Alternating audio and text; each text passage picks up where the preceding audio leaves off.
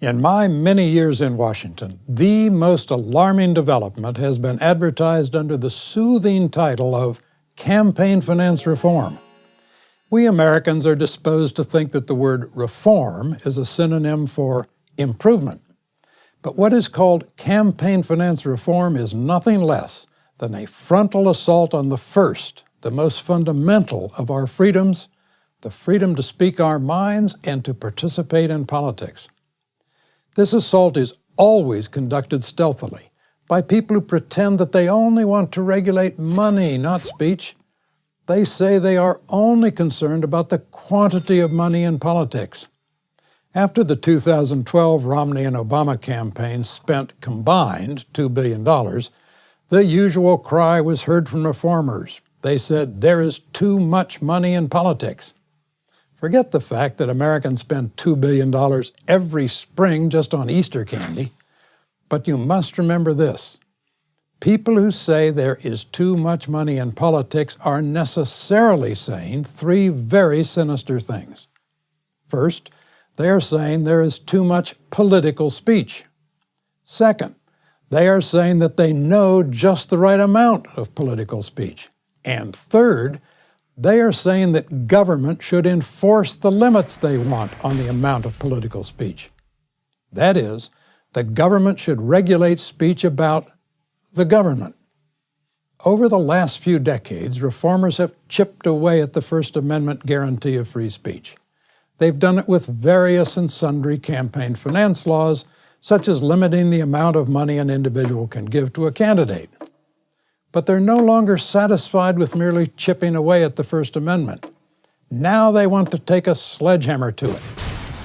They admit that what they want, to restrict free speech, is incompatible with the Constitution.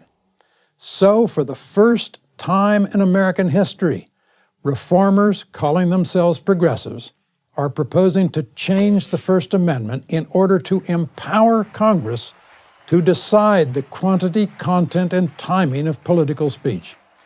And who would benefit from the speech-restricting rules Congress would write? Well, we know this. Every campaign finance law that ever has existed or ever will exist has been or will be written by incumbent legislators. That is, all laws regulating campaigns will favor the re-election of incumbents.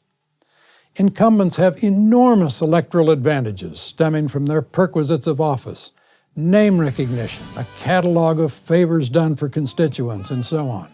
Hence, incumbents generally do not need to spend as much money as their challengers must spend. Hence, incumbents write laws making fundraising more difficult. Those who advocate restricting how much money we can contribute to candidates or how much money candidates can spend on campaigns always say the same thing. They say we are only restricting money, and money is not speech. To see how silly this distinction is, consider the following. The New York Times constantly says that money is not speech, and therefore the spending of money can be restricted without restricting freedom of speech. But suppose conservatives controlled Congress and said to the New York Times, we, of course, would never restrict the freedom of the Times to practice journalism, heaven forbid. We are only going to restrict the amount of money the Times can spend on gathering the news and distributing its newspapers, the amount it can spend on journalists, paper, ink, printing presses, delivery trucks, advertisements, and so on. Do you think the New York Times would be content with this? Would the Times say, that's fine, because you are only regulating our right to spend money, not our right to speak? No, the Times would strenuously object. It would say, money is indispensable for making our speech effective. That is true, and not just for the Times. Without ample money, no congressional candidate can speak to an entire congressional district. And no Senate candidate can communicate to an entire state. And no presidential candidate can make his or her case to our continental nation.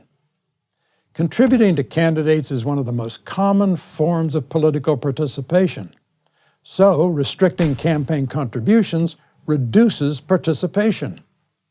The only constitutional way to reduce the amount of money invested in politics is to reduce the role of politics in the distribution of money.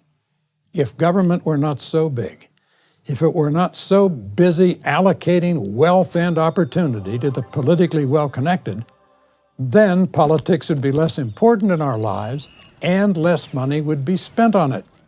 So, the next time someone says we should make government even bigger by giving it the power to regulate speech, tell that person that what we really need is more speech advocating less government. I'm George Will for Prager University.